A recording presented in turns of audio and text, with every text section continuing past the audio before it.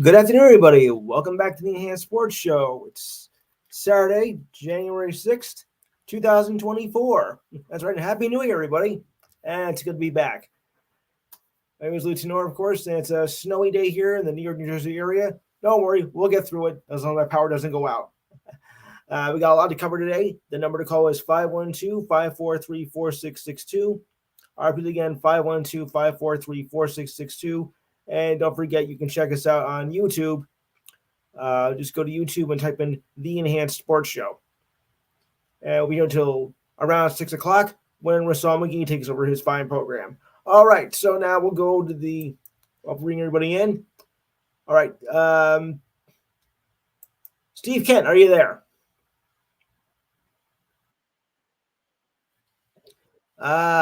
We have a special guest in here. Betty, is that you? Well, welcome aboard, Betty. Welcome aboard. It's nice to have you on here. All right. So, first up, of course, we'll discuss the calendar events, which we do every month at this time. And it's a fairly busy schedule. Of course, we got the NFL regular season finale this week and the playoffs starting next week. The college football championship, which is Monday night. Michigan versus Washington. I'll go into detail on that a little bit later on. Also, for you PGA golf fans, the PGA Tour is started up. I think this weekend. Not one of the major events, but still starting up. So that's a sure sign. Spring will be here, not in the not too distant future. And the first of the four major tennis events starting up next week. That is the Australian Open. Remember, guys, it's summertime down there as opposed to winter here. Well. All right, so let's get started with the standings for the NFL since we're in the last week of the season. And it goes like this. The Dolphins are 11-5-0 and clinch the playoff spot. And the only team in the division that has clinched a playoff spot. Buffalo can clinch, I think, tomorrow if they can win. Tomorrow they're 10-6 right now. The Jets 6-10, and the Patriots a miserable 4-12. Oh, wow. AFC North. The Ravens are 13-3. The Browns 11-5. The Steelers 9-7. Not eliminated yet, but kind of tough here. And the Bengals eliminated at 8-8. Before I get anything else, Betty, what are your thoughts with the Steelers at 9-7, and do they have a chance here? I mean, they haven't been eliminated yet, but what do you make of it? Uh-huh.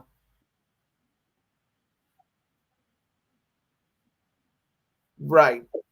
Yeah. I know you're more of a Steelers fan, so I thought yes. All right. All right. To the south. In this interesting division here, though. The Jaguars, the Colts, and the Texans are all tied 9-7. No one's clinched a spot yet, so it's going to come down to that game this weekend. And the Titans are limited at 5-11. Boy, a tight division here in this, rather weak division. So it's up for grabs here. If you want weak, though, I'll give you another weak division in the NFC in a minute. The Chiefs lead the AFC West at 10-6. Everybody else has been eliminated in that division as the Broncos finished at 8-8, the Raiders 7-9, and the Chargers 5-11. Well, they still have one more game to go, but you get the idea. To the NFC, Cowboys and Eagles tied 11-5, both have clinched a playoff spot, but it's going to come down tomorrow to who's going to win the division. If the Cowboys win, they've got it. But I wouldn't count the Eagles out because I think they're capable of beating the Giants tomorrow. Giants are disappointing 5-11 so far, and the Commanders 4-12. Uh-oh. All right. Oh boy. Okay, to the north. The Lions 11-5, first division title in 350 years. Just before the dinosaur era ended. Ooh, okay. The Packers 8-8. Sorry, folks. And the Vikings and the Bears are at 7-9. The Bears have been eliminated, but the Vikings have not been officially eliminated yet.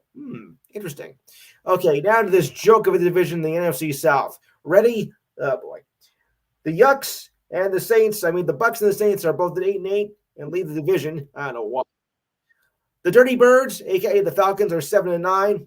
Oh, boy. And the Lonely Panthers, 2-14. Wow. Yes. That division is a sad state for a division like that. I mean, what there's always gonna be one division in football that can't seem to get above 500 or just barely make it in division. And the NFC South is a joke. I know I'm rambling on about here, but I mean, it's just that sad that it has to be that way. Let me bring in let me see what James is going to say about this. He just walked in. James, what are your thoughts with the NFC South in this atrocious division? I know. It's just sad to see that you have all these divisions and you're trying to make the playoffs when there's a division here that doesn't even deserve to make the playoffs.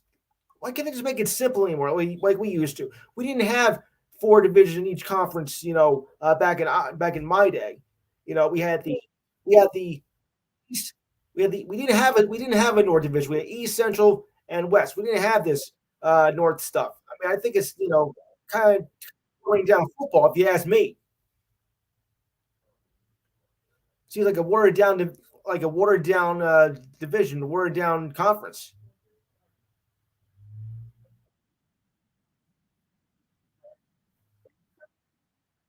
Yeah, yeah. I mean, but no, but my point is though. I mean, does this kind of yeah, yeah, but at the same time, it doesn't make much. Oh, I'm sorry. It doesn't make much for competitive football. See? Anyone else? Oh, this is from Gerald's show, Betty. Yeah, he's fairly new to the show. And over in the West, okay, the 49ers 12-4, they got a division title.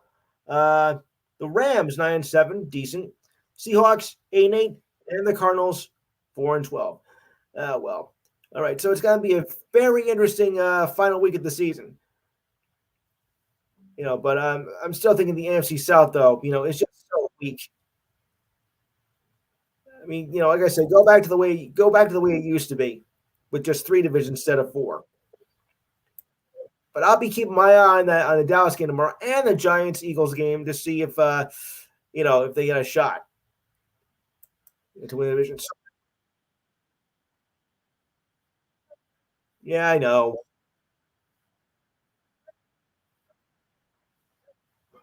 Yeah,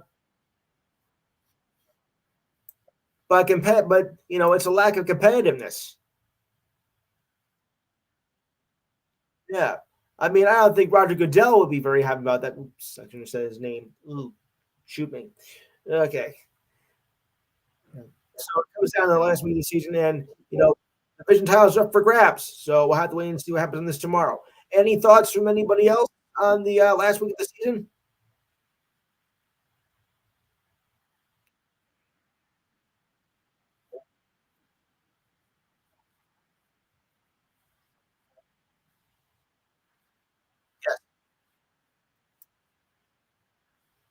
Uh oh.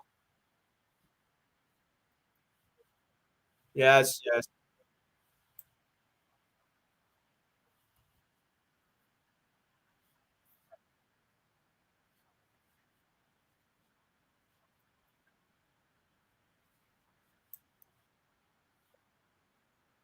Wait, one at a time. One at a time.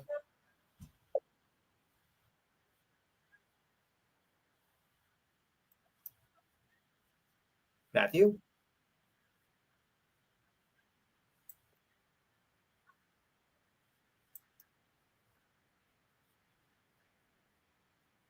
Yes.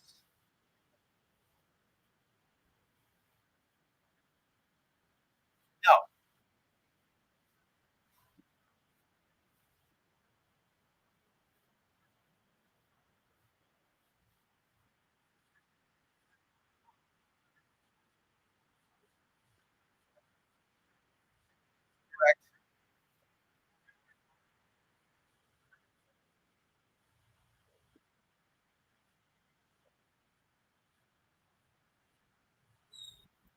Yes.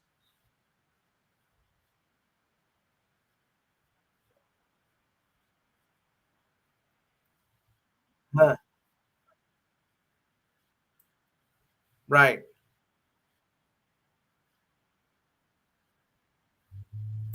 Okay,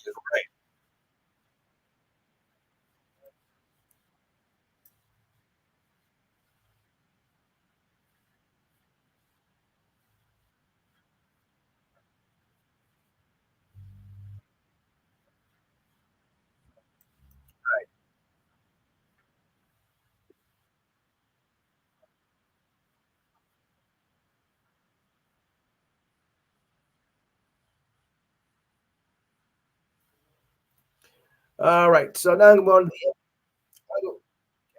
to the NBA now as we're approaching well, one quarter mark of the season over, and it goes like, yes, we know. And Betty's here too. Matt. Betty's here too.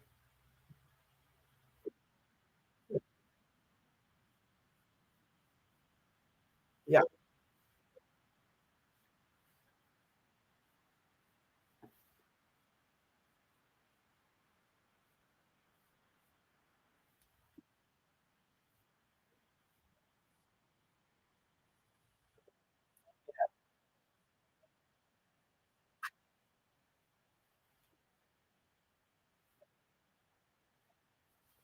Okay.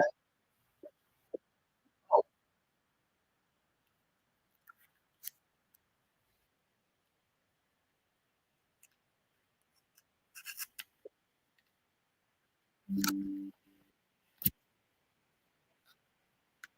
yeah.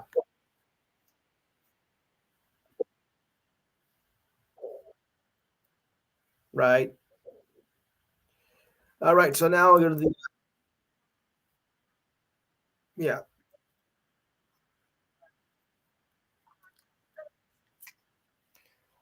Absolutely. I mean, Philadelphia looked like they were on a roll. They were 10-1 to start the season, and they have just collapsed right now and have allowed Dallas to sneak in. Yeah. So and that no, absolutely not.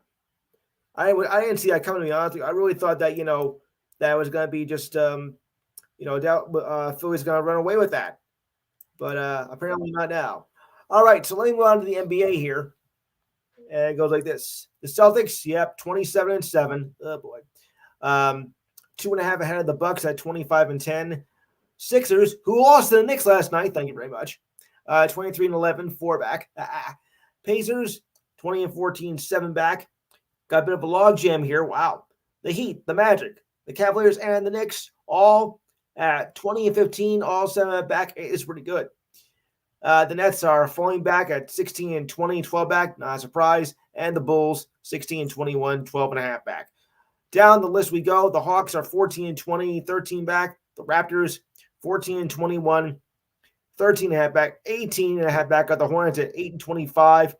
The Wizards, 6-28, 21 and a half back, and 21 back. And the worst of all, right for this, guys, the Detroit Pistons, who only won one game in like the last 45 days, are 3-32, 24 and a half back. Now that is sad. That is a sad statement right there. How do you have a team? How do you have a team that is 3-32 at this point in the season, and their winning percentage is right for this a pathetic, miserably pitiful, laughable 0.88.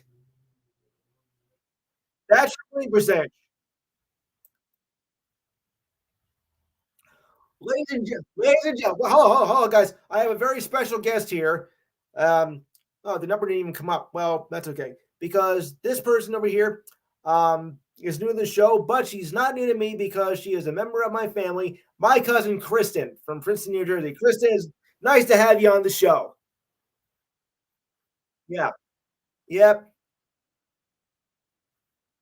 Well, I'm being factual because 3-32. I mean, that's miserable.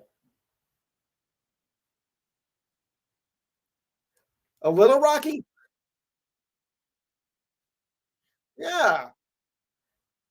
I mean, come on. Yeah. So, yeah. Boy, just off. So, oh, I think before the All Star game, there'll be changes coming in May, Kristen. Believe me. Yeah. Anything you want to bring up in particular? Yes, we have. Division titles are up for grabs between Dallas and Philadelphia tomorrow. Giants, of course, are already out, which is a shame. They started out good. They were thinking maybe, Danny Dimes was going to, uh, make a good effort in his third year. But, after then he got hurt, then we got, his replacement, which started out good, was becoming a local sensation.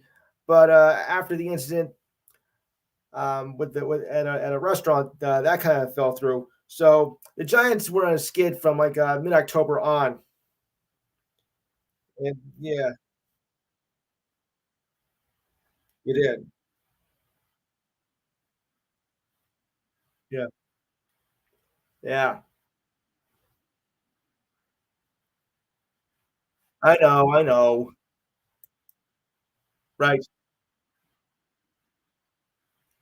and you have a right to be. Yeah, I know. Especially, yeah. Well, the Giants did make a good effort though on the Christmas Day game against the Eagles, but I think the Eagles had just too much power a little bit.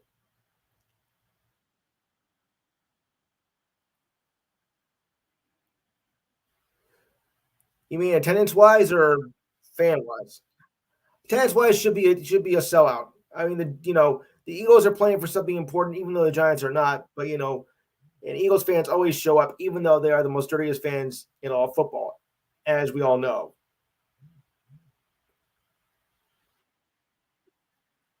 Uh huh. I'm used to that though.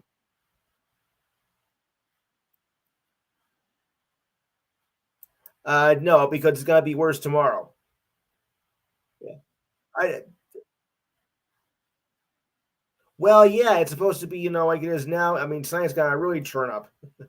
So anyway, so let me get to the Western Conference standings here. Chris, you can come on if you wish after I read the standings here. A little bit better in the West as the Wolves are in the lead at 25-9. Well, the Thunder are two back at 23-11. The Nuggets, the defending champions, 25-12. Uh, game and a half back. Three back are the Clippers at 22-12. The Kings are 21-13, four back. The Mavericks, 21-15, five back.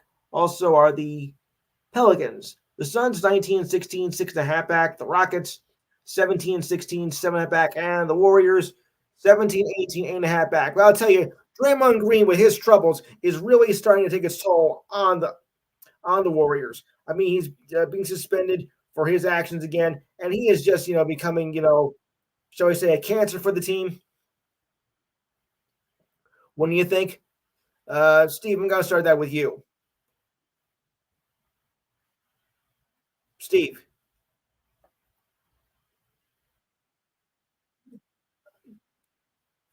Well, on the Warriors with Draymond Green and his antics, like I said, he's got kind of like becoming another Dennis Rodman. I think he's becoming a big problem for the team.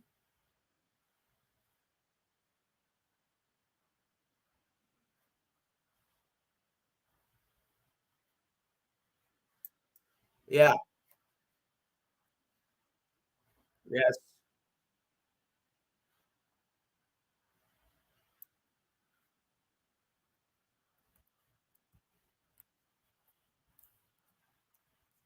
Yes.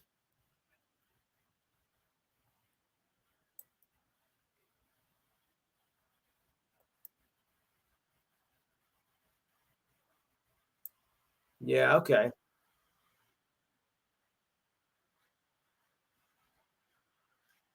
Yes.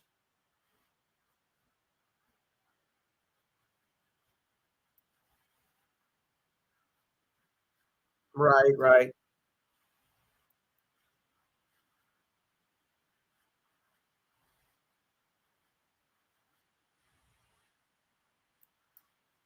Yeah.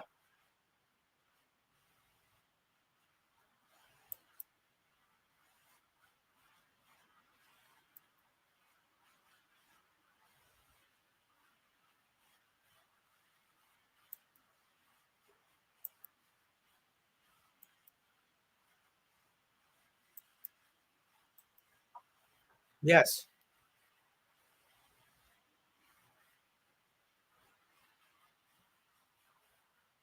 Yes.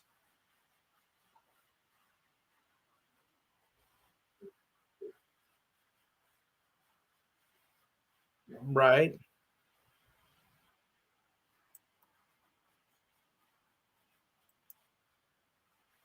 No.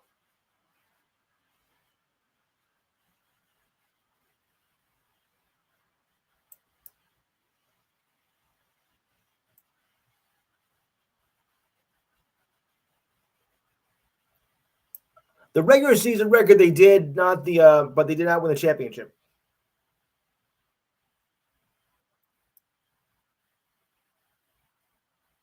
No.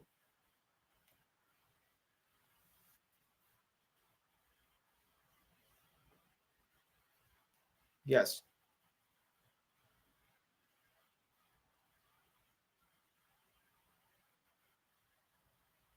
Right. Yes.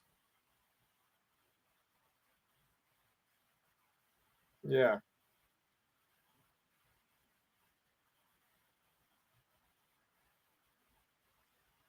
Yeah. No.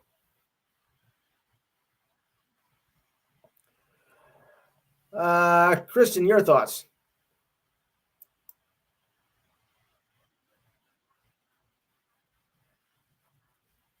Bring him in.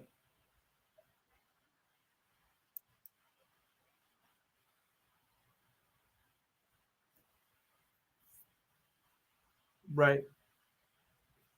Okay. Cole, your thoughts then?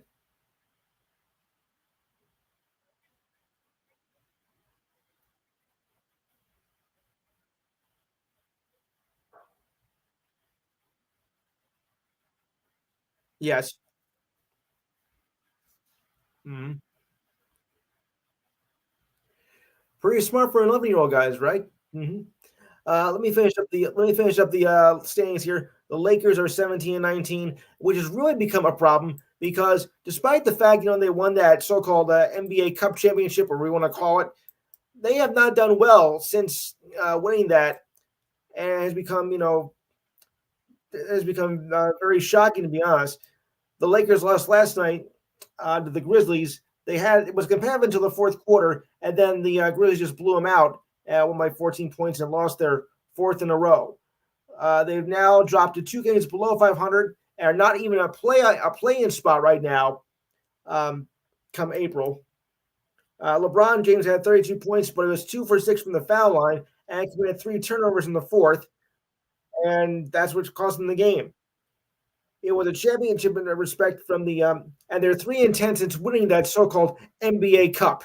Oh boy, LeBron was like, "Yeah, we're horrible." The playing game was the tournament was a championship in retrospect that we had been given too much weight in evaluating the Lakers season, considering it was captured with wins over the Pelicans and Pacers. Everyone is so cracked up about Vegas. We bring up Vegas. It was 2 games. We took care of business, but it was only 2 games, like you said. Um, the Grizzlies took the fight from the Lakers and had 4 players scoring 20 points or more, led by Jaren Jackson with 31 points. And they shot 23 for 45, 51.3% from the field, from 3-point range, a new season high. But what is wrong with these Lakers? I mean, it looked like they were going to be in contention, beginning of the season, and winning the Cup might have brought them some, momentum. But the momentum now is that it's been thrown out the window.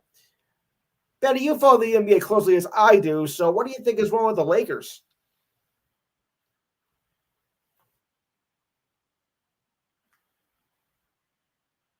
Yeah, pretty much. I mean, this is 21st year in the league, so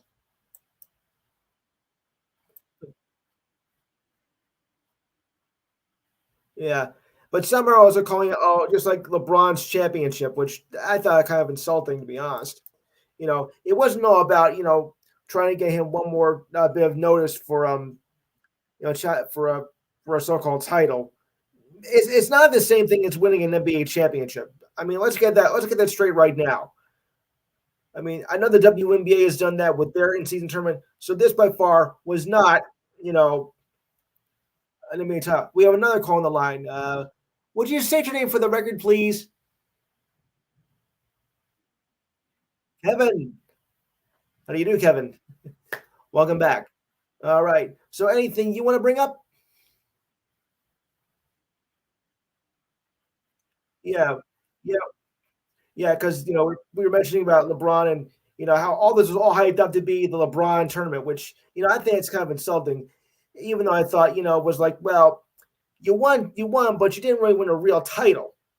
That's what I was, grabbing up with the NBA season tournament. All right. So, we'll move on. Yes. Right. Yes.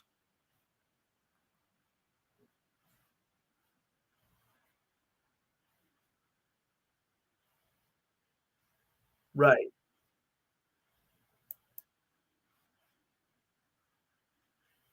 Pretty much, yeah. All right, so we'll turn to hockey for a minute, and we'll do other reports on this as the show goes on.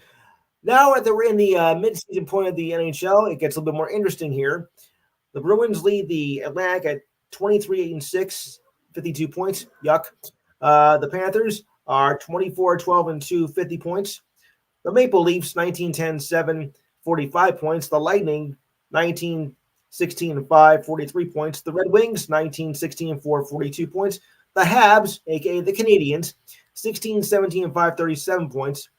Sabres 16-19-4, 36 points. And the Senators 14-20-0, 28 points.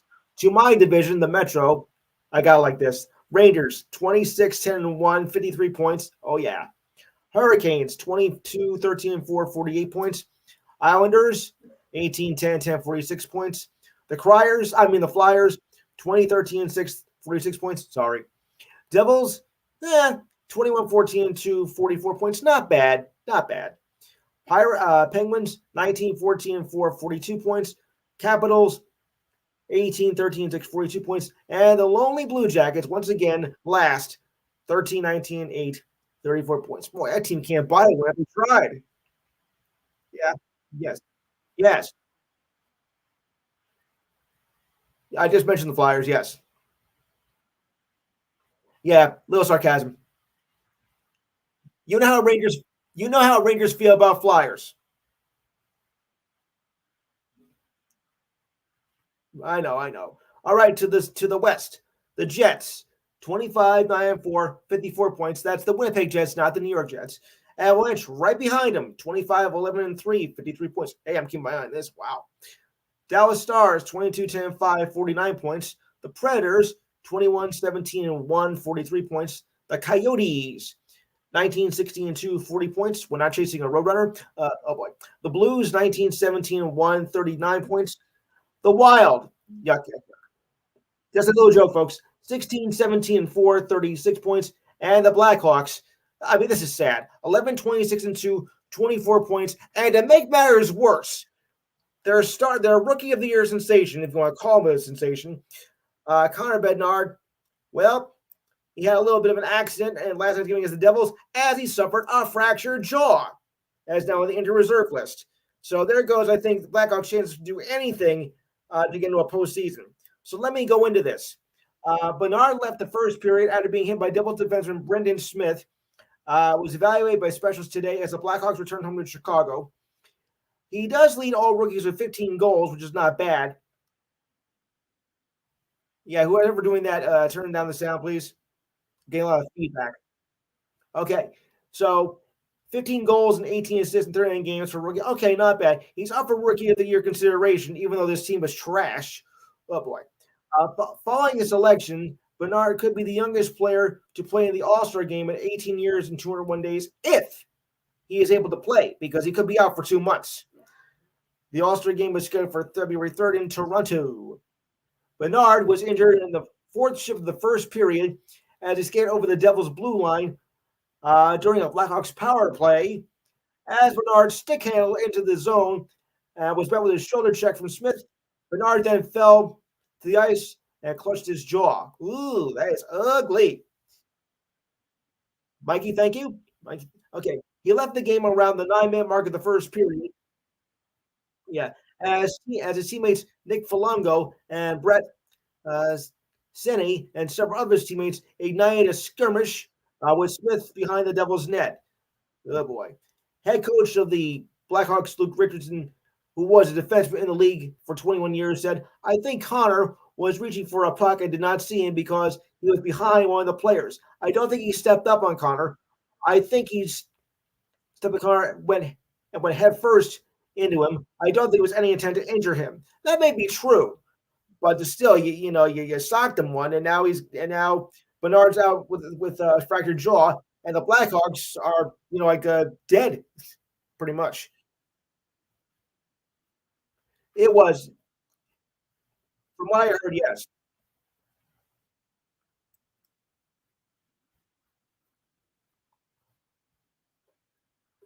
right. Uh, yeah, because that could be pretty serious. I mean, a fracture is not like a sprain, guys. A fracture could keep you out maybe a whole season sometimes. He's lucky he'll be out for like about 2 months. You know,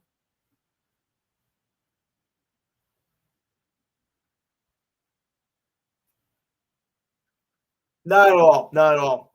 I mean, there was such high hope for this guy. They're making they were praising him, calling him a once in generational talent player. And yet the Blackhawks haven't done a thing this season, just like in the last five.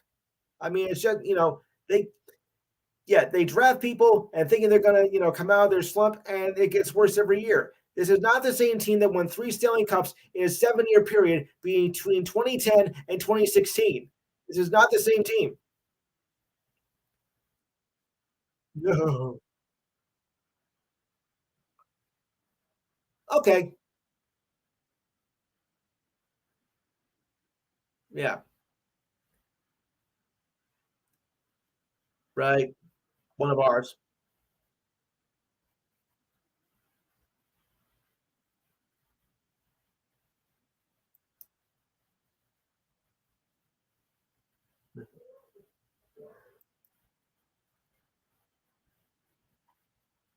Yeah. Right.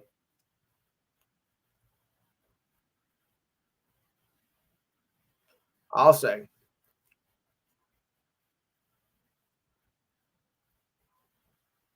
Yeah. Mike, you follow hockey pretty much, and you follow the Devils. What did you make of that? And do you think it was a clean hit as well?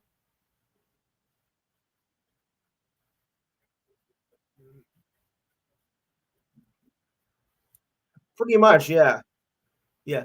I think you had some feedback coming from your end. So can you turn down whatever it is? There's some feedback coming from your end, Mike, I think. All right. Diane, yes. Yes. You mean Michael Paris and Steve Kent?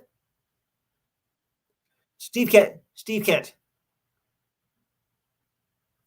He's been on the show for quite a while. All right, so Diane, I think we saw a little bit of the hit. So what did you make of that? Yeah, exactly. And then that ignited them, and then they just came roaring in. Wow. Yeah, we needed it. All right, so let me finish up the rest of the standings here. Um, Vancouver is 24, 11 and 3 and 51 points in the Pacific Division. The Golden Knights 22 and 12 and 5, 49 points. The Kings 29 and 6, 46 points. The Kraken 16, 14 and 9, 41 points. The Oilers 19, 15 and 1, 39 points, along with the Flames at 39 points, but 17, 17 and 5. The Ducks 13, 24 and 1, 27 points, and the Sharks don't have a bite this season at all at 9, 27 and 3, 21 points. Look, looks like they jumped the shark. Okay. Oh boy. All right. So enough of that. Now let's turn on, of course, to college football. Okay. I think someone else just arrived. Alex is here. Good. All right. So let's turn over to college football. And I think this is going to be a very interesting game. Um, as all season long was going to be Michigan versus everybody with the walls of the Wolverines program. Now it's down to two, Michigan versus Washington.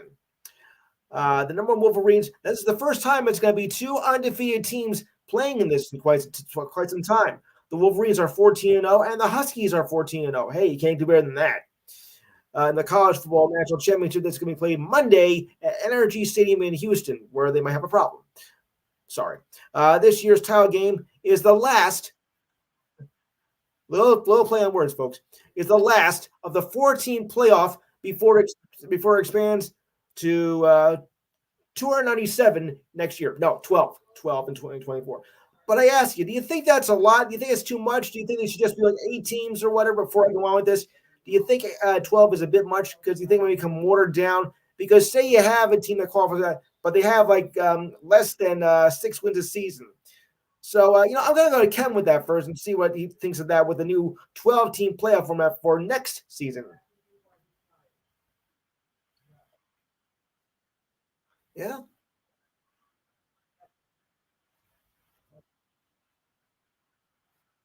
Right.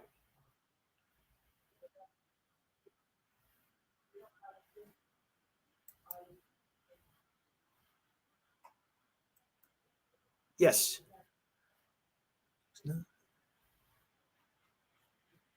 Yes.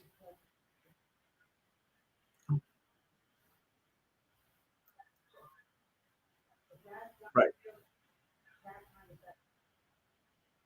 Yeah.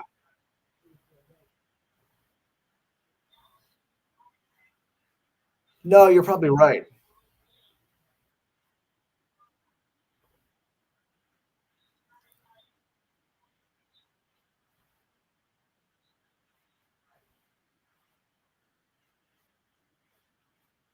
Like, yeah, that's going to be a problem. Oh, boy. Steve. Yeah, yeah.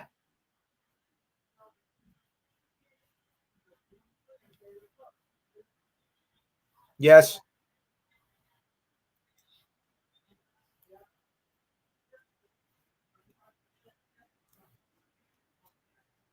Yeah.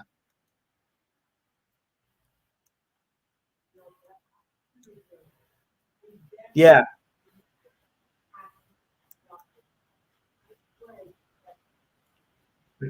Or as I call it, the revenge factor. Pretty much. Yeah.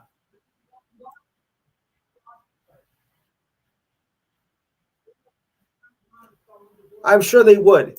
It's got to be kind of interesting. I just thought maybe they were just, pushing it too much as, like I said. Oh, sorry. Sorry about that, folks. I was looking up something and something came up with that. I hate that. I just thought maybe something that might be watered down. Yeah. Yeah. Well, yeah. Yes.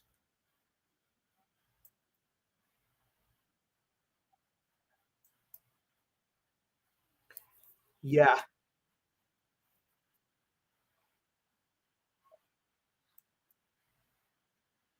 Oh, yeah. No question.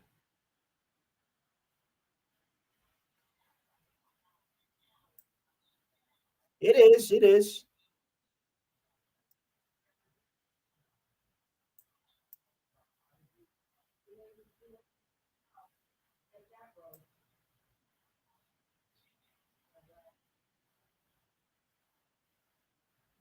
Yeah.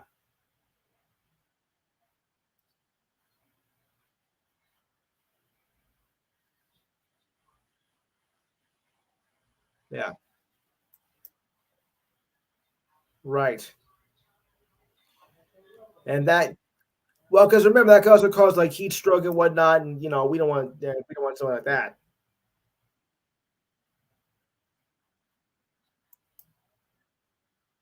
Yes.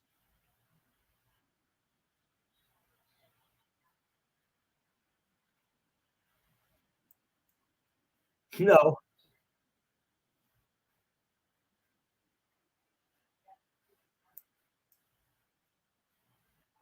Mm. Yeah. Hang on a second. Yeah. Hold on a second, Kristen. Yeah, I just hope one thing though. I just hope that's going to be better than last year's championship game, which was over from the word go.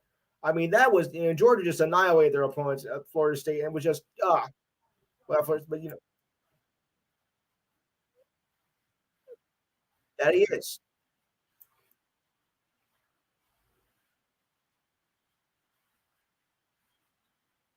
Yeah, right. Jimmy's here. Jimmy, any thoughts?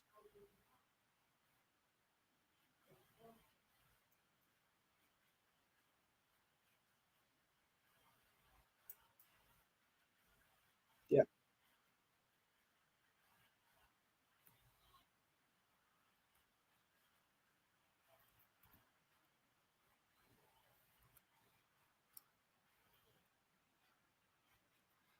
mm,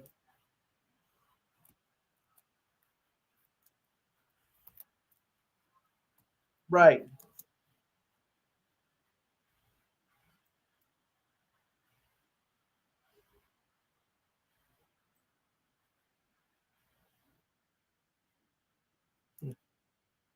Yeah,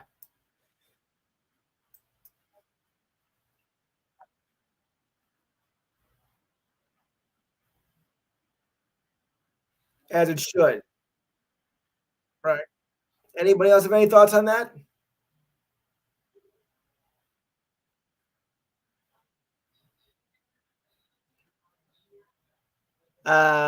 Well, I don't want to cause a riot here, but I'm gonna say it's gonna go Michigan. Go Wolverines.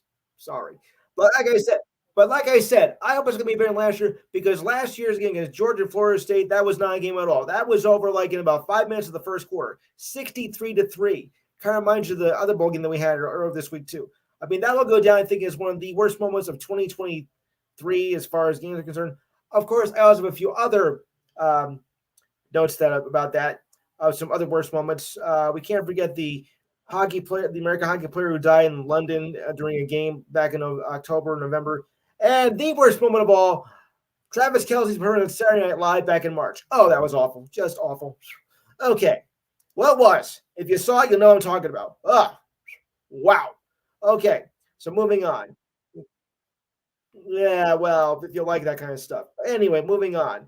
All right. So speaking of the game on Monday, top-ranked Michigan is now the betting favorite, still is, by the way, to win the championship game on Monday night. The Wolverines open up as 5-point favorites by Sportbook ESPN Bet, which is fairly new, with the over/under at 55.5.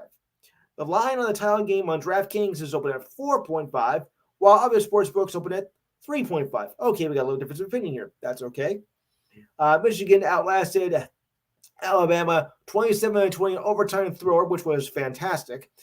In the Rose Bowl to advance the title game, where they face Washington, who defeated Texas, much to my chagrin, in an equally entertaining game at the Sugar Bowl. But I'll say one thing: Texas, I think, had a chance to win. They had three chances to win, and they couldn't get it past the 3 yard line. Oh, what a shame! The Rose Bowl attracted heavy betting action at the bulk of it on underdog Alabama at most sportsbooks. Entering the weekend, Alabama attracted nearly three times as much money from bettors compared to Michigan. But larger bets from professional bettors showed up on Michigan's side on Tuesday, causing the line to tick up to Michigan at some of the rival sports books. Michigan scored in the first possession of overtime and stopped Alabama on fourth and goal from the 3 to snatch the title from the Crimson Tide. Whoa, Nelly, it was a beautiful day for a football game, and Alabama lost. Oh, boy. Sorry. My apologies to Keith Jackson fans everywhere. So, okay, everybody. So, what do we make of what's going to happen on Monday night? Um, we'll go individually. Michigan is the favorite, of course, but sometimes the favorite doesn't always win. So, I'm going to start with Steve. Does Michigan have a chance to pull off the undefeated season?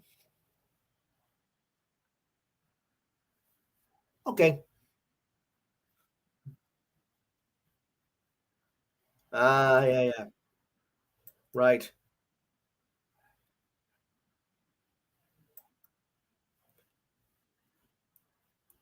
Yeah. Yes.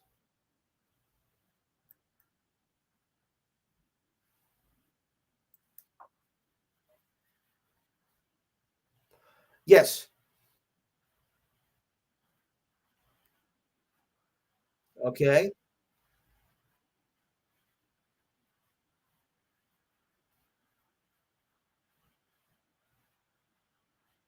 We did. We did.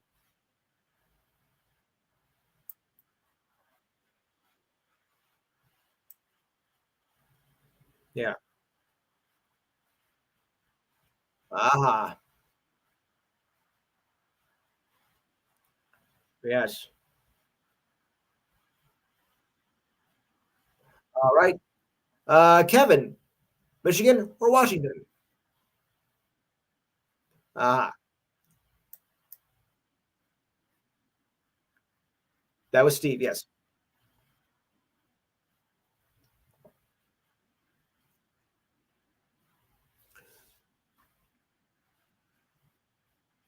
Yes. All right. Oh,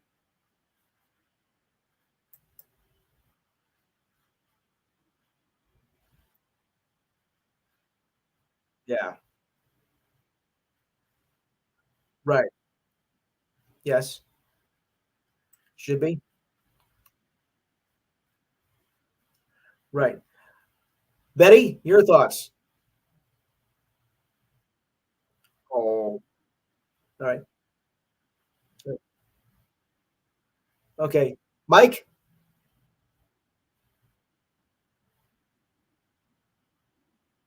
Yes, they do. Diane. Diane. Kristen. Okay, Kristen. Oh, Cole. Cole. Yeah. Right. James. Yeah. Right. Yes, they did. Yes. No. Well, yes.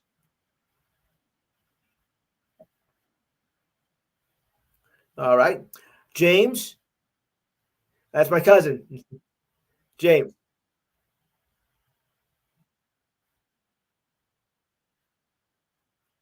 Yes. Sort of.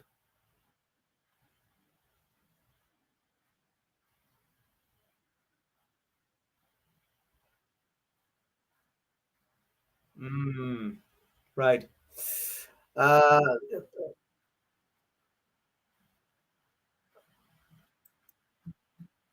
yeah. Their secondary is kind of weak. Jimmy. Oh, right.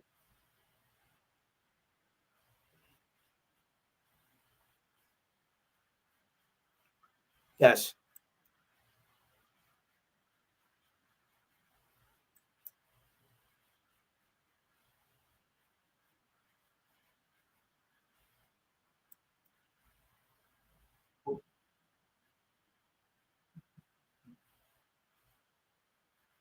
Yeah. Well, Jimmy, you think I'm crazy anyway, so yeah. Kristen, your thoughts on the championship game, if you have any.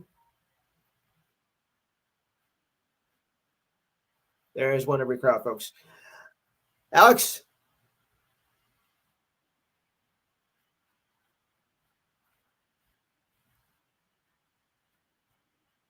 Yep.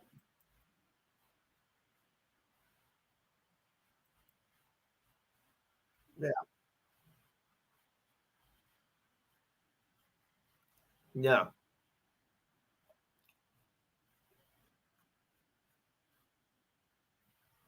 Mhm.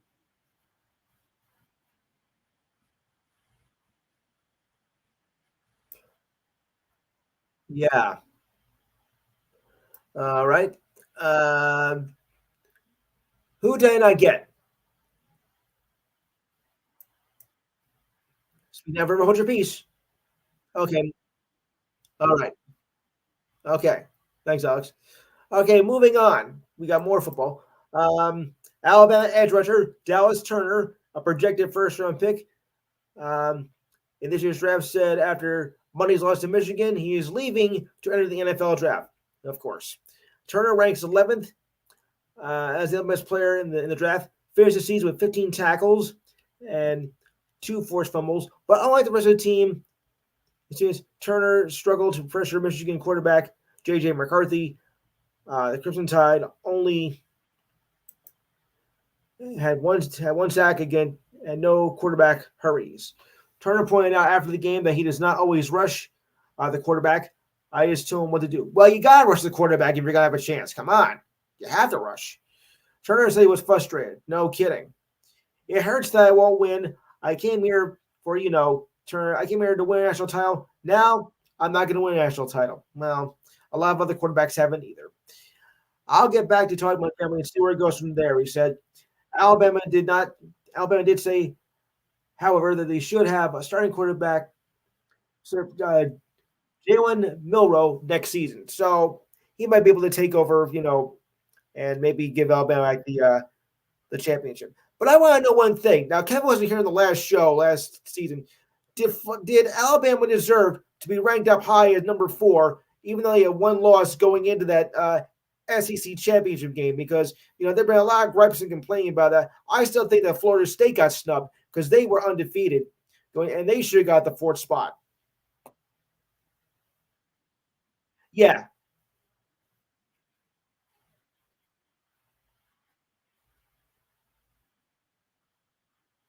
Oh.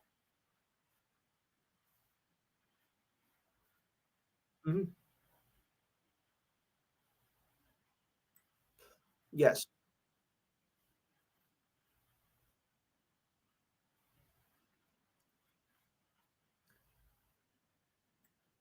Yes.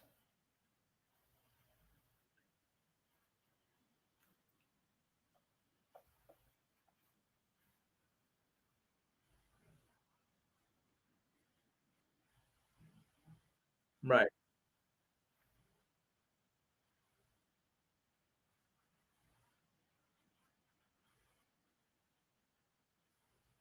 Right.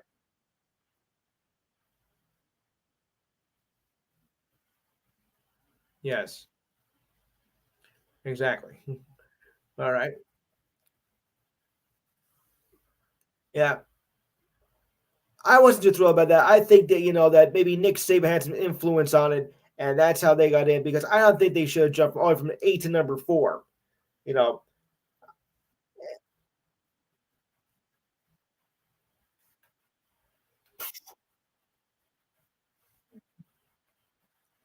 no, no, you're not. You don't deserve it anyway.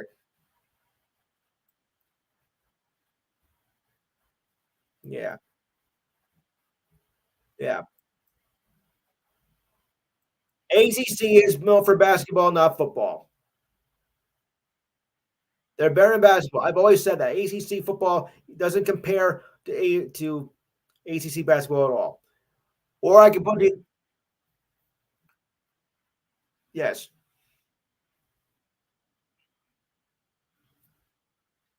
yes. By the way, check the show out Monday nights.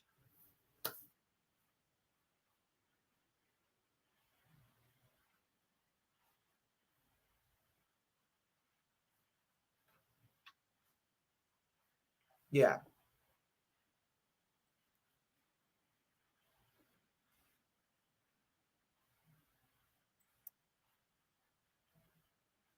Hmm.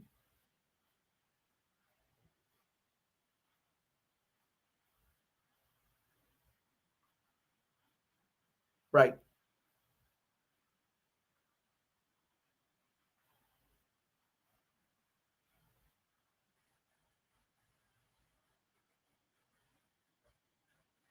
Yeah.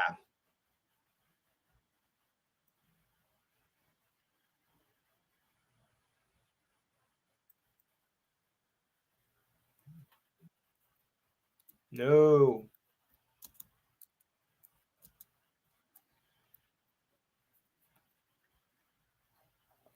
Yeah.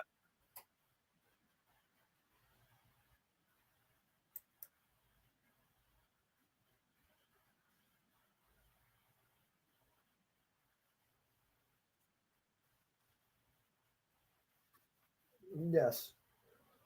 And right now, for those of you who are watching the first game of the day, right now the Steelers are up on the Ravens 7-0 with just over a minute to go in the first quarter. Oh boy, interesting. Quote the Ravens, nevermore. I shouldn't have said that. Oh help. No, they're not. They're not. No, if you got the playoff wraps up, you don't need to start your starting quarterbacks and whatnot. So this should be right. No, but is Lamar your choice for MVP? Let me put it that way. No. Uh-oh. Really? Anybody else have any thoughts on that? Is Lamar MVP worthy? There you go. I knew it. Well, we're not going to all agree on that one anyway, so that's what I thought. I think he has a legitimate shot, though, to be honest with you. Other people leading for the draft are Washington State quarterback, former Washington quarterback Cam Ward. He is going to enter the NFL draft. He entered the transfer portal 2 years ago, or I call it the Twilight Zone, with the Houston Cougars. Was one of the most sought after quarterbacks, but despite being pressured by several schools, most notably Florida State and Miami, both rivals, the former incarnate world quarterback, that's strange. I didn't know they had a football team. I know they had a basketball team, but a football team? Wow. Um, yeah, correct. Yes, turns into his pro career.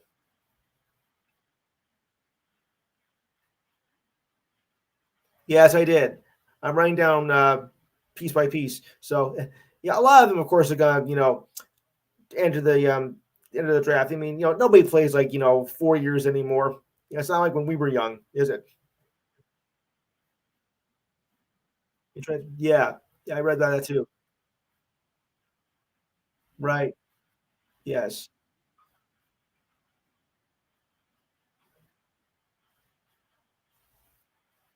And the dominoes start to fall, sort of. The interesting part is that the story was Ward did not sign with an agent. He could reverse the decision and could use his final year of college eligibility. He has until the 15th of the month to file the paperwork with the NFL that make him eligible for the draft, which begins on April 25th. Interesting. And well, if the Eagles are going to win, I don't think Devonta Smith is going to play after he suffered a right mild ankle injury in last week's loss to the Cardinals. So it's iffy. Smith's injury is not considered to be serious, but it could be a factor in the season finale against the Giants tomorrow. So we'll just have to hold up, just wait and see on that one. The game will carry significance after the Eagles were upset by the Cardinals at home last week. He had three catches for He had three catches to give him 1,000 yards for the second straight season. But thanks to us last week, the Eagles now must win against the Giants tomorrow, or the title goes to Dallas. But I'll be a happy camper anyway. And as Jimmy, you pulled James, you pulled out what an epic collapse. You're right.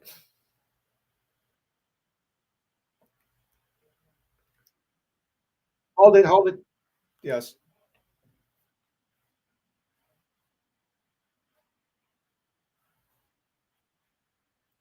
No,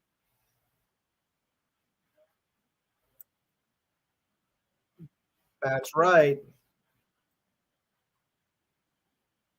No. Yeah, but still. Okay. Anybody else have any thoughts, or should I move on? Yes, they are, Mike. You're right. They are struggling. And this is not the time of year you want to struggle. We got another caller here. We got another call here from the 771 area code. I think I know who this is, but for the record, please state your name. Steve Davidson. Okay, Steve. Nice to have you aboard. Ooh, boy. I'm glad you're feeling better though. All right. So now we'll move on to the NBA. All right, Golden State Warriors guard Chris Paul fractures left hand and will undergo surgery this week. The Warriors said that on yesterday. He suffered the injury in the third quarter in last night's win over the Pistons, which are atrocious. With just over 6 minutes left in the third, CP3, as I call him, attempted to collect a long rebound off a missed three-pointer, then later awkwardly made contact with Jaden Ivey of the Pistons. Oof. Paul then started grabbing and flexing his hand and went back to the locker room. And although uh, he was missing time, he should be back before the season is over. He's now in his 19th season in the league, has a long history of injuries, so it's nothing new. 11 of them were to his hand, and 5 of 6 were to the right, 5 were to his left, and 6 were to the right. He had 4 surgeries to either his hand or wrist. Most recently, during the 21 appearance in the finals of the Suns, it was his left wrist. Oh, wow. Injury prone indeed. Paul is averaging 8.9 points per game on 42% field goal shooting and 7.2 assists and 27.6 minutes per game. He has 3 games with 10 assists with no turnovers this season, second mostly to Tyrese Halliburton, who had a monster game last night with 18 assists. Wow. He started the last 4 games after being anchored in the second unit.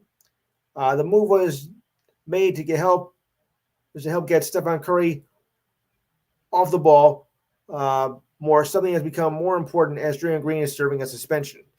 Tough break for the Warriors and CP3, isn't it, guys? I mean, he's one of the best players on there. Any thoughts? Yeah, yeah, especially him.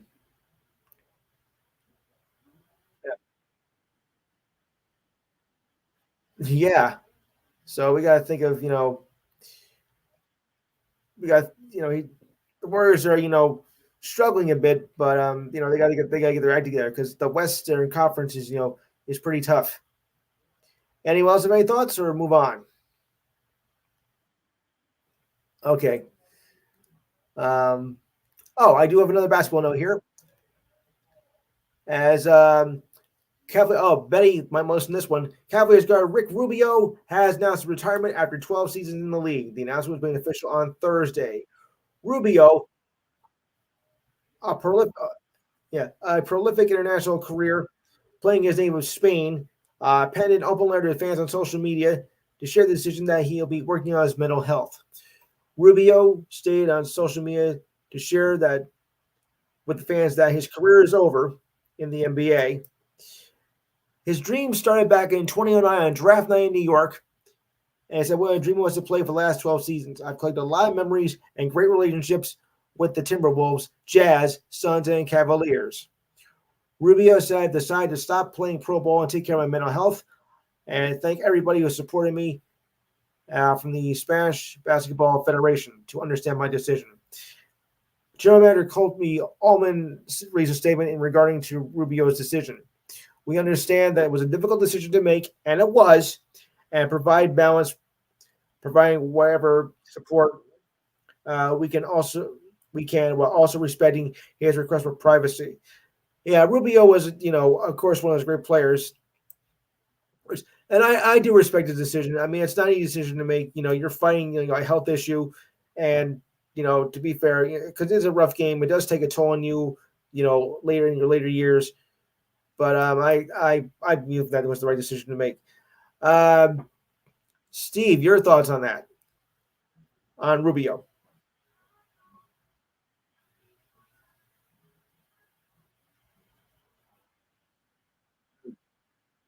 Of course. Yeah. Yeah. Um, Betty, since you're a Cavaliers fan, your thoughts, if you're still here. Okay, your thoughts on Rubio's retirement since he was with the Cavaliers for a time. You do, yes. It is. Kevin?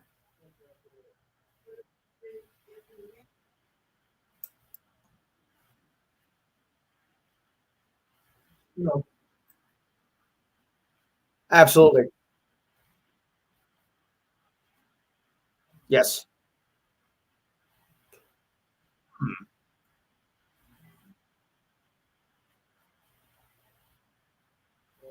Yes. Diane. Yeah. Uh, Jimmy or James, rather. James. The retirement of Rick Rubio.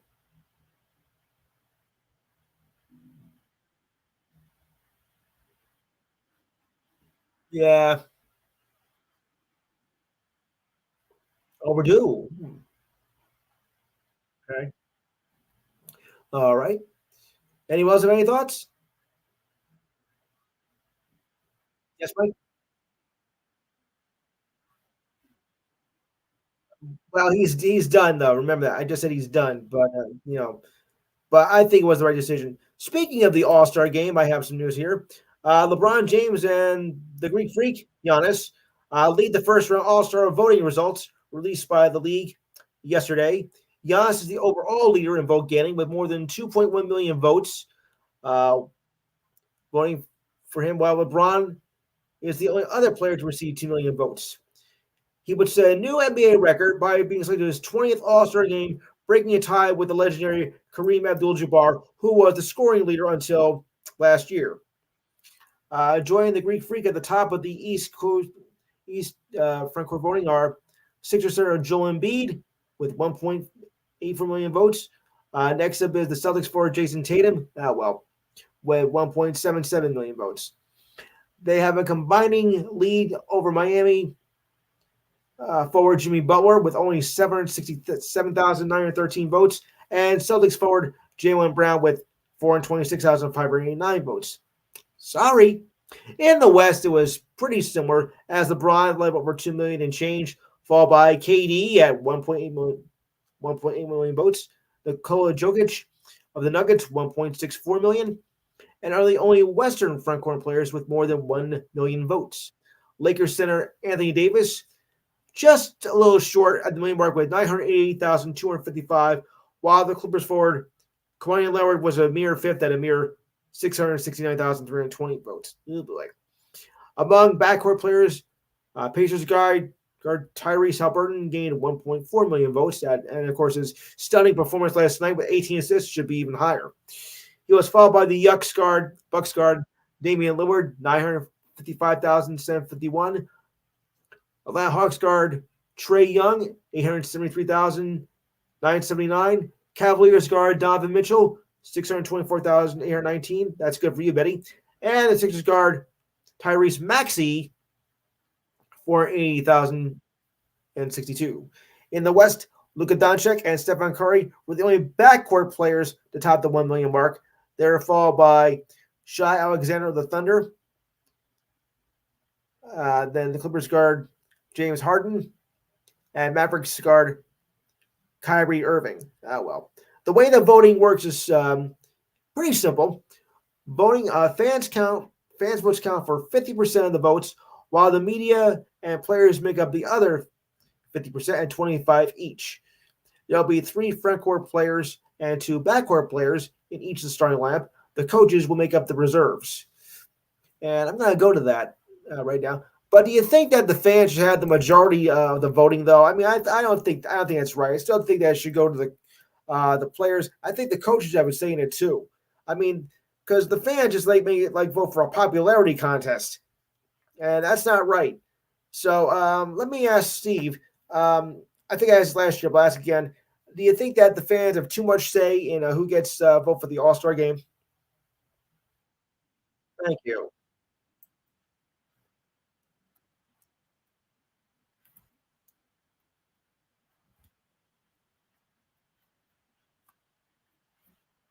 Yeah, right.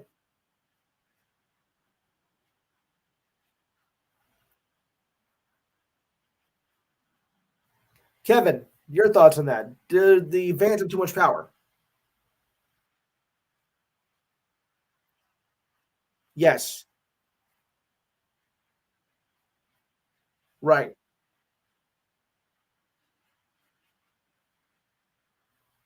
Yeah. Exactly.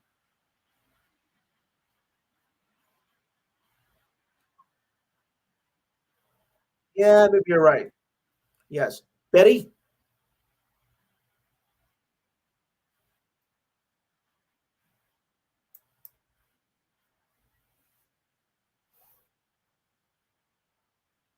Yes. Uh, James?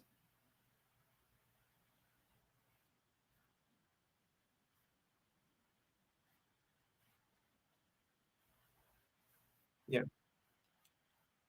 Yes. Right.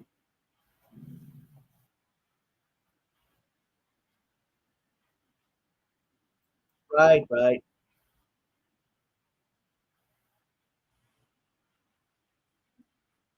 Yeah. Yeah. Don't go there. Yeah. Yeah. Well,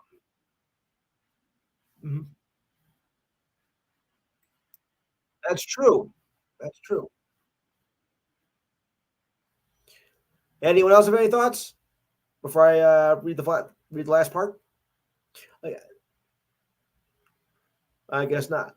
Okay. Well, by the way, they're going to go back to the East-West format for the game, which I think was right. Because I think that other format was just ridiculous. Remember the old saying, folks? What's the old saying? If it ain't broke, don't fix it. There you go. And the next round of voting will be held January 11th, which is not that far away. That is on Thursday. And I'm glad they're going back to the East West format because that other stuff was just like too much, yeah, too much comedy. All right. Speaking of NBA players, Shaq, well, his number 32 retired by the Orlando Magic, who become who become the third NBA franchise to receive that honor. O'Neal wore number 32 for the Tragic and will be the first Magic player to have his number retired. The Lakers retired his number 34 in April 2013, and the Heat retired his number 32 back in 2016. 32, that is. Uh, O'Neal won four titles overall, three with the Lakers and one with Miami. He never won with Orlando, although he did go to the finals with Orlando in 25 in 1995, only to lose to the Rockets. Well, yep, I remember because they beat the Knicks the year before. Oh, I had to mention that. Yeah. Anywho, yeah, I had yes, right. So, anywho, Shaq was the top overall selection by the Magic, which were then known as the Tragic in 1992, where he spent four seasons there before heading out west to the Lakers. He was named Rookie of the Year in 1993 and made the All Star team all 4 years while he was in Orlando and took them to the 95 finals, but lost to the Rockets, like I said. He is the Magic's all time leader in blocks with 824, third in rebounds with 3,691, and fifth in points with 8,019. Not bad. So, quite a good honor for Shaq and getting it for the third time. I mean, that's pretty rare, you know, in this series. They have it three times retired, but nonetheless, quite an accomplishment. Any thoughts?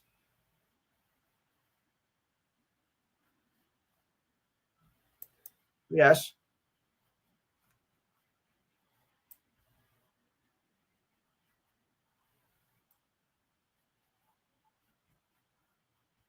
Yeah.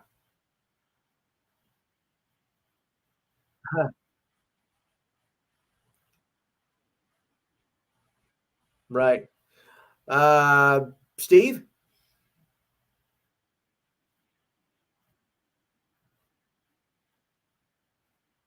Aga Shaq. Yeah.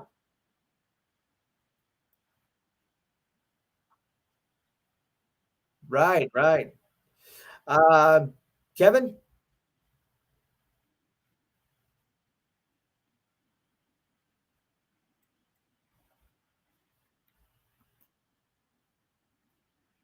Yeah. Yeah. I think so too.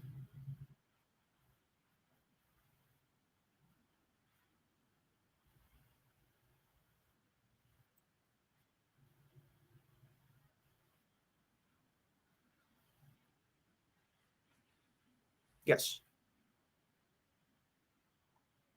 Right. Three. Two. Yeah. Right.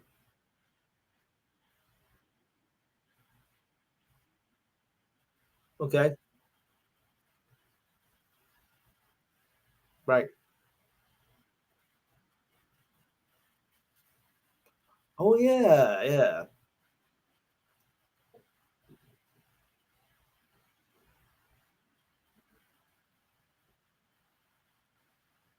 Yeah. Right. Betty,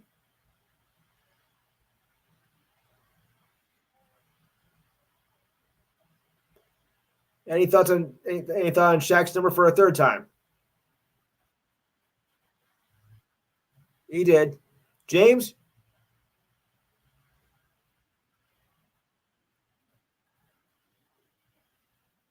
Okay. All right. That's true. Anyone else? Okay. All right.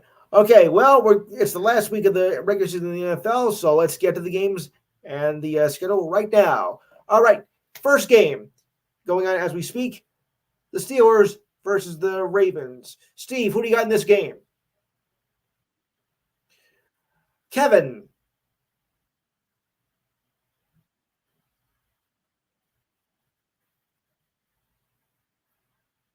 Yeah.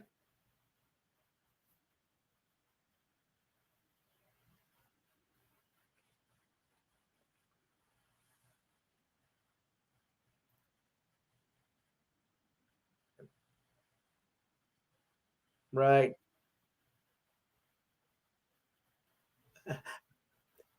Betty. Ravens. Oh, kind of a shock. Okay. James.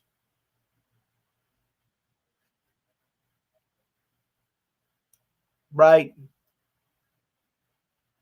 Diane. Mike. Jimmy. Alex. I'm going Steelers. I'm going Steelers. Okay, tonight's game: Houston versus Indianapolis. Steve, don't think they have a problem, huh? Okay, Kevin. All right. Uh, Jimmy.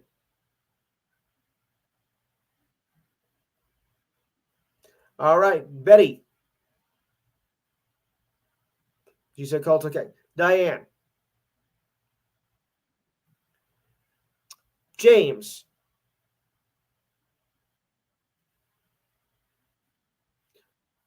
We got the Houston Texans and the Indianapolis Colts.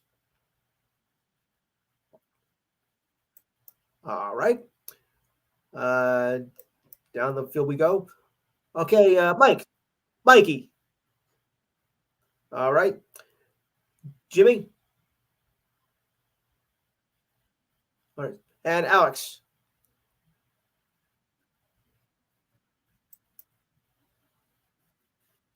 Uh, I'm going Houston too. All right. Browns, Bengals. Steve, Kevin,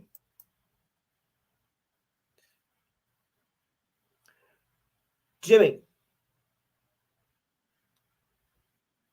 Betty, Diane,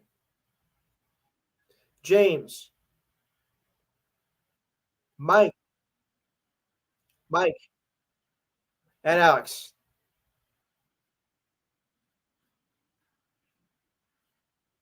I'm going. I'm going. I'm going Browns. Okay, moving on. Vikings versus the Lions. Steve. All right, Kevin,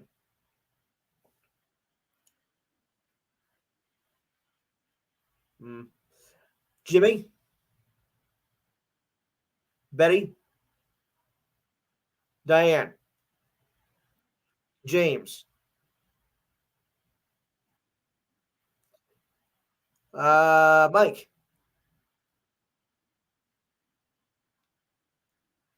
Alex, Alex. Let's put it this way. I'll put it this way. I'm not lying. Oh, oh. But bum bum. Okay, next. All right. Jaguars versus the Titans. Steve. Kevin. Jimmy.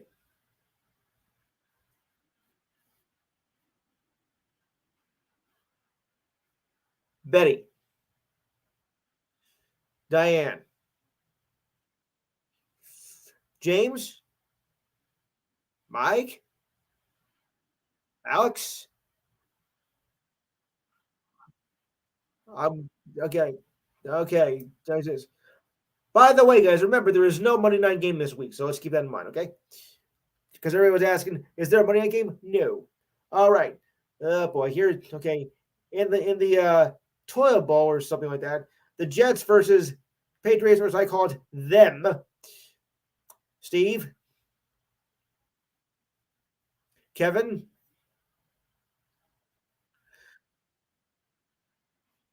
Yeah, yeah. It's kind of surprising, you know. I mean, well, he's not. This is not Tom Brady's team anymore. So, but who'd have thought it'd be a downfall like that so quickly? All right, moving along. Jimmy, Jimmy, Betty,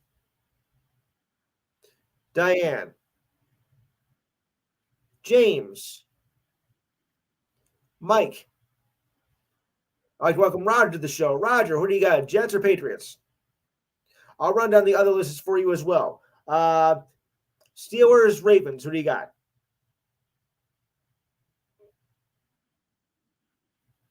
Okay, and who do you got for Houston and Indianapolis?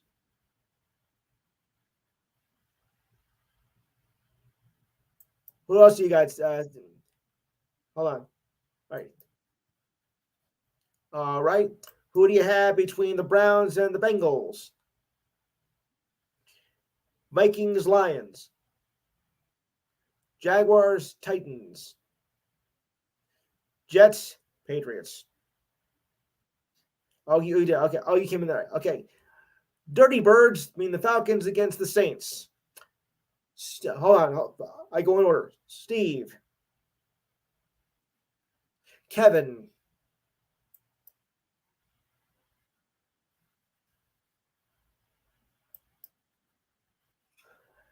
that game is being played at New Orleans. Jimmy, he's going Saints. All right. Betty, Diane, James, Mike, Roger. I'm going the Saints too. Okay. Bucks, Panthers. Ah, well. Steve, Kevin, Jimmy, Betty, Diane, James, Mike, and Roger.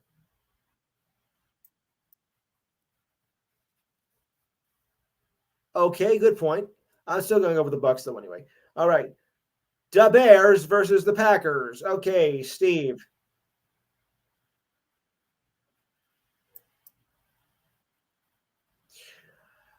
Kevin, Jimmy, Betty, Diane, James, Mike, Roger. I'm gonna go with the Packers. I can't win with the Bears anyway. Broncos, Raiders. Steve, Kevin. All right, Jimmy,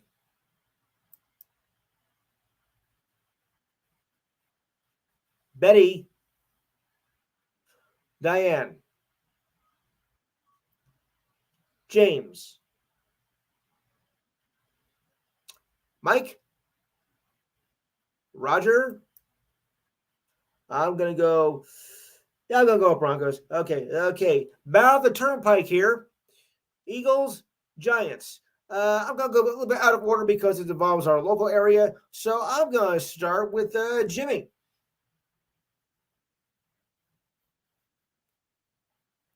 Mike, of course. Diane, Roger,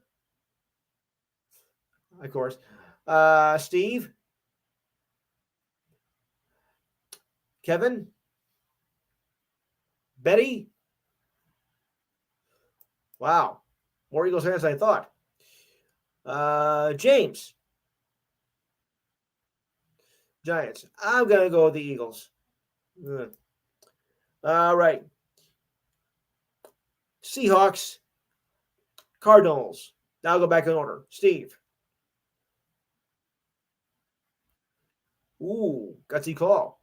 All right, Kevin, Jimmy. All right, Betty, Diane, James, Mike, Roger. I'm gonna go with Seahawks. Okay, Chiefs, Chargers. Steve, of course. Kevin. Okay, Jimmy.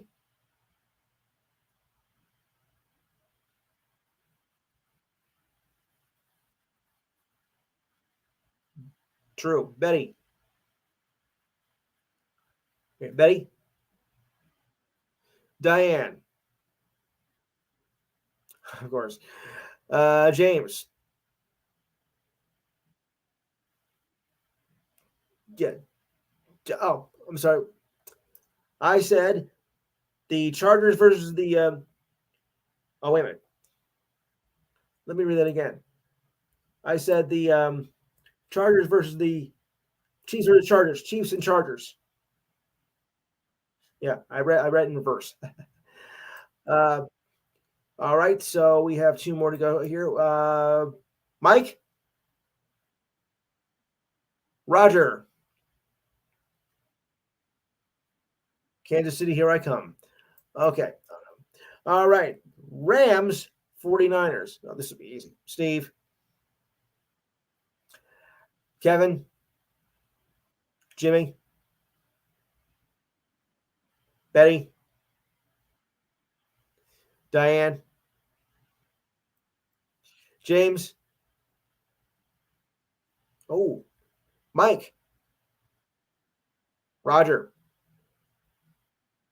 I'm a 49er myself. Okay. Cowboys, Commanders. Uh-oh. Steve, I thought so. Kevin, Jimmy, Betty, Diane, James, Mike, and Roger.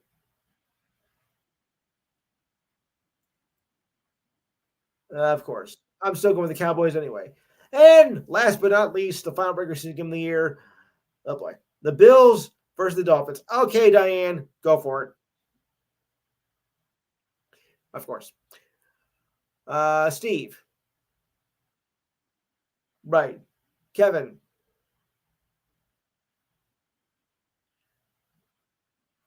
All right. Jimmy.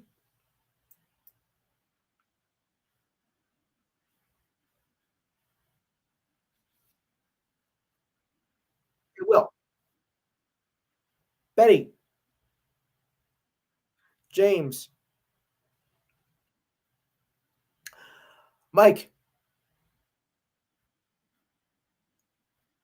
And Roger. I'm going to go.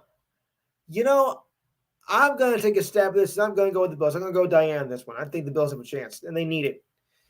Kind of an interesting season, though, they had because, they were I mean, they lost the first game, and then they were on a hot streak, and then over the last few weeks, they've fell down a bit. So it's been kind of like a very streaky team for the Bills, but they do need this, so I think they can pull it off. Okay, turning our attention now to hockey, Sidney Crosby has been named to his 10th All Star team as rosters were unveiled on Thursday. The event will be held next month in Toronto. The captain of the Pens was one of the 32 All Stars chosen by the league's hockey operations department. One player from each team was selected, while the others are selected by fan voting at a later date. Tom Wilson of the Capitals, and a dirty player he is, made his second All Star team. His dad, Kevin, delivered the news to his teammates by video. Reigning MVP Connor McDavid, who represents the Oilers, leads the league in scoring. Nikita Khrushchev was selected from the Lightning. Blackhawks Rookie of the Year, former Connor Bednard, although I don't know if he's going to play now thanks to his injury. Avalanche center Nate McKinnon and Jack Eichel of the defending champion Knights were also selected. Austin Matthews, the first player to 30 goals this season, and William Nylander also with the Maple Leafs. 30 goals already. Wow.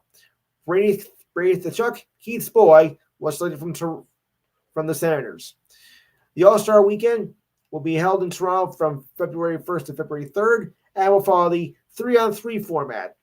Fan voting will determine the final 8 skaters and 4 goaltenders. And I like the 3-on-3 format, to be honest with you. I think it makes for much more open ice, a much faster game.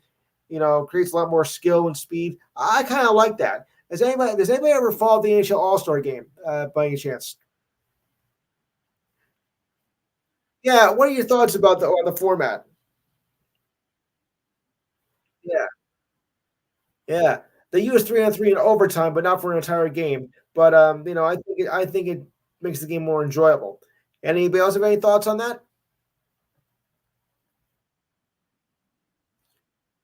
Right. But I was thinking, what you think of the format? Yes, they are. I think so too. All right. Sharks defenseman Matt Benning underwent hip surgery on his left hip. That's going to keep him out for the rest of the season. Yeah. General manager Mike Greer announced on Thursday that Benning had the surgery and should be ready for training camp by next season. Estimated time of recovery is a long 5 months. Benning is in the second year of his 4-year, $5 million deal with the Sharks, who don't have a bite this season. Haha. He has 2 assists in 14 games, but has not played since December 3rd after he was injured in a game by my New York Rangers. Sorry. He has played for the Oilers, Predators, sometimes called the Yahoos, and the Sharks. He has played in 248 games and has 15 goals and 46 assists. Not much of a goal scorer, though. Well, sometimes you can just do well on defense. Yeah. All right. And as for you net fans out there, okay, ready for this? Oh, boy. Joe Dumars, the NBA vice president and head of basketball operations, told ESPN on Thursday that an investigation leading several Nets players, uh, investigating for Nets players in one game last week and a $100,000 fine. The Nets received in violating league participation policy was about following through the standards he communicated on the team's new rules before the season began. We've been very clear of what we're trying to accomplish here, and we would like to see. We see it said Dumars said shortly after the fine was announced, and I'm cutting to the chase. If you're going to sit out 4 starters at the same time, that violates the policy, and it violates the policy of what we're trying to do here. The Nets sat out Spencer Dinwiddie on rest, Dorian Finney-Smith with left knee soreness, Cam Johnson with a right knee sprain, and Nick Claxton with left ankle sprain for the game that resulted in a loss to the Bucks after being the Pistons the night before. Also, Nets coach Chuck Vaughn did not use Mikal Bridges, Cam Thomas, or Royce O'Neal after the first quarter. Why not? You need those players. You had to rest. You got 4 out. You got to rest another 3. Where's the logic in that? I mean, really, that's how you're going to lose games. No wonder why the Nets have been on a losing streak lately. I mean, they're not only playing smart basketball, they're not, using smart management here. So I think,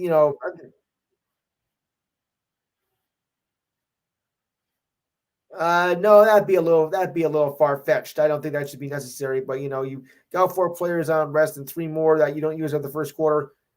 Doesn't make, like I said, very competitive basketball. So they gotta do something about that. It's crazy, right? If you're healthy, you should play. Yeah, if you're healthy, you should play. Hold it, hold it. Let Jimmy finish. Let Jimmy finish. Right. Yes. Anyone else have any thoughts? All right. Yeah. Right. Okay. Speaking of injury, turning to tennis for a minute, Rafael Nadal has concern over his surgically repaired hip just 3 matches into his comeback after sitting out all of last season and just a week before the Australian Open begins, or as they call it, the Down Under tournament. The 22-time major champion needed a medical timeout during the third set of the Brisbane Open, which he lost in the quarterfinal to John Thompson earlier yesterday. He miscued on overhead backhand on his first match point in the 10th game of the second set, about 2 hours into the match. He then missed four consecutive backhands from 6-4 in the tiebreaker before Thompson, who was 55th ranked, to win in the last three sets. With the Australian Open set to begin on January 14th, Nadal's rehab from hip surgery and then surgery that sidelined him for all of last season after the Australian Open will be tested. I hope that I have a chance to participate in the tournament next week, but honestly, I'm not sure of that at all right now. That'd be a shame. A great tennis player he is, but I guess he's aging and the injuries are starting to pile up. But no doubt about it, he is one of the greatest tennis players of this or any other generation. I mean, he's setting records. He is doing wonders for tennis, and I hope he gets better. I hope he does play in the tournament, and that is the first major tournament of the year. Any tennis players and any tennis fans in the crowd here? Right. Yes. I'm glad you. Oh, wait. There's one. I wanted to touch something on here.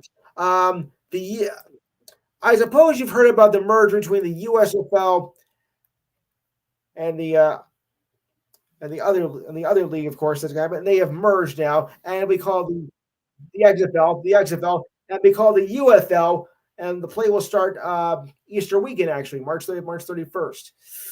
Uh, there's going to be only 8 teams involved from the usual 10 because two had to be, dumped from the major.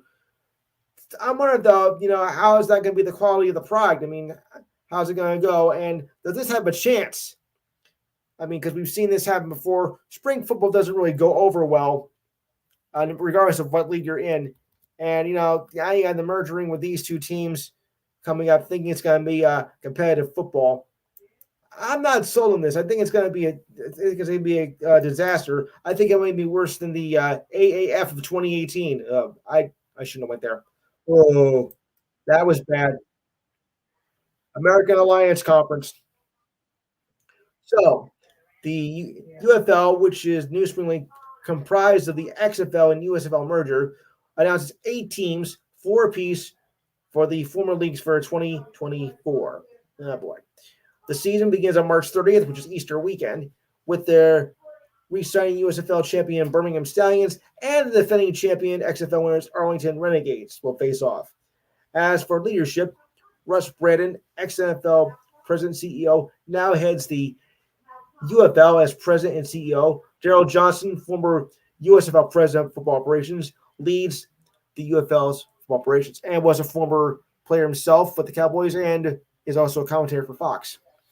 Danny Garcia and Dwayne The Rock Johnson, who own the XFL alongside Redbirds Capital Gray Cardinal, spoke about the merger and the desire to grow the game. It's on College Game Day. On College Game Day? Really? The second version of the USFL began in 2022 and completed a pair of season XFL 3.0 opened up shop last season. The merger between the two leagues seems to be a logical conclusion at this point, as spring football finally looks to make a lasting impact on the sports landscape. Yeah, we'll see about that. Joining forces certainly gives both sides a chance to do that, and we'll just wait and see how things go as the UFL begins play in the last week of March, which is just after my birthday. How interesting. All right, guys. So, what do we really think of this new UFL, which I call the Useless Football League? I mean, the United Football League. What do you think? You think it's got a chance? That was a joke, by the way.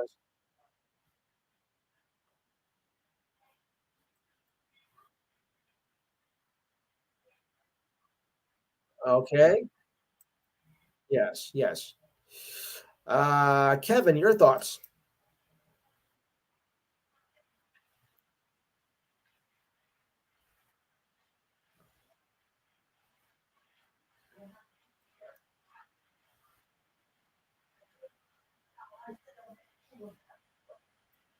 Hmm. Betty? Okay. All right. Mike?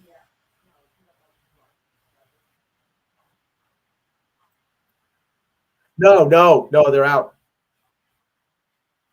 Gone. Uh, Anybody else? Yes. Go ahead, James. Yeah.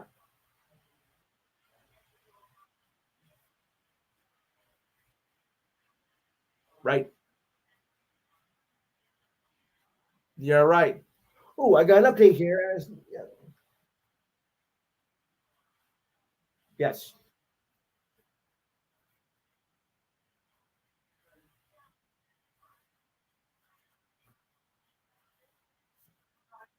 Right. By the way, it's now 7-7 as we approach the end of the first half. Eek, and what a mess this field is. Oh, boy. All right.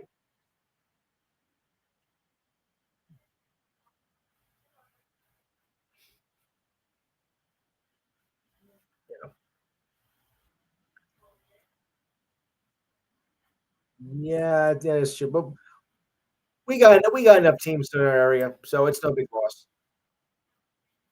Right. Big city teams. Yes. Now, there's a reason why I want to. Yes, they can.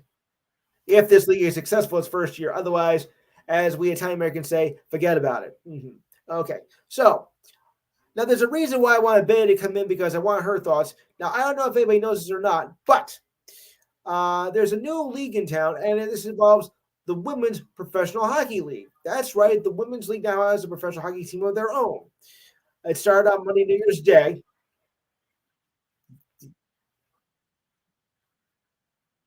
Diane knows me so well. So anyway, the new league kicked off on Monday. It was New York Viking Toronto 4-0. And the first goal was scored by Ela Shelton. Alex Carpenter scored a goal and made an assist. And Jill Solar and Kayla Vespa also scored. And Corian Schroeder made 29 saves. Not bad. Christian Campbell stopped 24 shots for Toronto despite the loss. Not bad. Tennis legend and board member Billie Jean King, yes, that Billie Jean King herself, dropped the ceremonial first puck alongside League Vice President of Operations Jana Hetfield. Each Toronto player was introduced to the crowd during a pregame and all received a standing ovation as lights flashed from fans' cell phones for the historic moment. For the 16 league, there's only six in this league, and has a CBA that will not expire until, get this, guys, 2031. So this looks like a healthy league right now. Nice. Both teams did play a preseason game last month in Utica, New York. New York won 6-4. That didn't go in the standings, though. Shelton scored the league's first goal at 10:43 in the first period. Shelton beat Campbell with a wrist shot for left when left off face circle through traffic. She shoots, she scores. Okay, Toronto, though, did have several chances, but failed to get any into the net. Well, come on. First game, you got jitters. Come on. Get the benefit of the doubt here. Sarah Nurse, who didn't need a doctor, actually did need a doctor, beat her defender with a toe drag, only to be stonewalled by Schroeder with just under 2 minutes left in the first period. Emma Mathis face the same fate. Mathis was stopped point blank on a rebound shot by Hannah Miller with under 5 minutes to go in the game, while a wrist shot from Natalie Spooner was kept out soon after. Carpenter doubled New York's lead late in the third period. She streaked down the left side and roofed the puck off the shoulder of Campbell. Solier made it 3-0. Jade Downey Landry picked up the puck by Toronto's blue line and set a cross path while driving into the net. Sauer then tipped the puck into the net and made it 4-0. No, it was still 3-0. Vespa then scored the final goal at 7:42 in the third. She took a pass from Alexander LaBelle and swept the pass and swept it off past Campbell. So not a bad outing for New York in its first outing. They'll play a 24-game schedule, so it's going to be like you're going to see a lot of the teams play each other. But remember, the NHL, when they first start, also only had 6 teams. So give them time. I think this league has a lot of potential, and I think it's going to grow within the next few years. Anybody? Yeah. You gotta find a thing in one of your local cable outlets. I mean, there's no network deal as far as we know, so you're gonna have to find it scattered around. And I don't think every game is gonna be televised, so you gotta look very carefully. But out here in the New York area, it's MSG. Yes. Go ahead.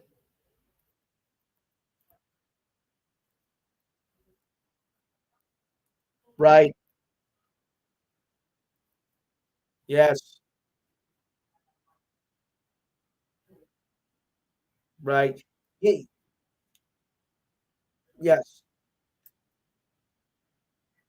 You need big city teams to have a league of success. You're not just going to survive on small market teams.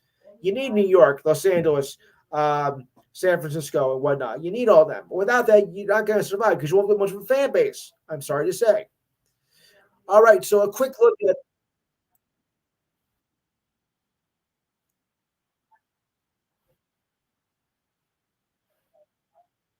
yeah, nope, yes, maybe two. All right, so quickly we'll go some this week in history. Back in 1951, the Indianapolis Olympians beat the Rochester Royals 75-73 in 6 overtimes, an NBA record and the longest game in NBA history. My goodness. AFC Championship 1980, the Steelers beat the Oilers 27-13. You now call them the Titans. NFC, the Rams beat the Buccaneers 9-0. Boring. 1980, Flyers set an NHL record of 35 straight games without a loss. Yuck. 1985, in the Miami Orange Bowl, the Dolphins beat the Steelers 45-28. Oh boy. NFC, 49ers over the Bears 23-0. My brother hates that. 1992, Yankees signed free agent Danny Credible. Oh, yeah. 1994, oh, yeah. U.S. figure skater Nancy Kerrigan is attacked by Tanya Harding's bodyguard at the U.S. Championships in Detroit and said, "Why me? Why me? Why me?" Oh, no. Help. 1995, Lenny Wilkens passes the all-time legendary coach Red Auerbach to become the NBA's all-time winningest leader with 939 victories as they beat the Wizards. Sorry, Steve. 1998, Don Sutton elected to the Baseball Hall of Fame. Let's see if I can run anything else before our time runs out. Oh, boy. Yeah, this show goes pretty fast, folks. But I enjoy it. 2013, the NHL finally reached an agreement to end their 113-day lockout. Thank goodness. 2028, John Gruden. Oh, boy, that controversy. Yeah. Returns as coach of the NFL to coach the Raiders after nearly a decade of broadcasting on ESPN's Monday Night Football. And Marcus Mariota scores a touchdown off his own pass in a victory over the Chiefs, his second NFL quarterback to do so. Okay, we're running out of time, so I want to thank everyone for coming in. Thank you, Kevin. Thank you, Betty, for joining me. We'll be back next week, same time, same station. Rasal is coming up. He's got a fine show to do. and I hope you stick around for it. Don't forget Kevin's show on Monday night, everybody, because he's a great show as well. I'll be there. And I want to thank my cousin Kristen and Cole for joining in too. It was an interesting show, and there'll be more of it. Next week, we'll do the division, the wild card playoffs, and it's also the two most feared words in professional football, Black Monday. So see who's going to stick around, who's going to get fired. So on that note, I will bid you all adieu. We'll come back next week, same time, same bad channel. On that note, good night, everybody.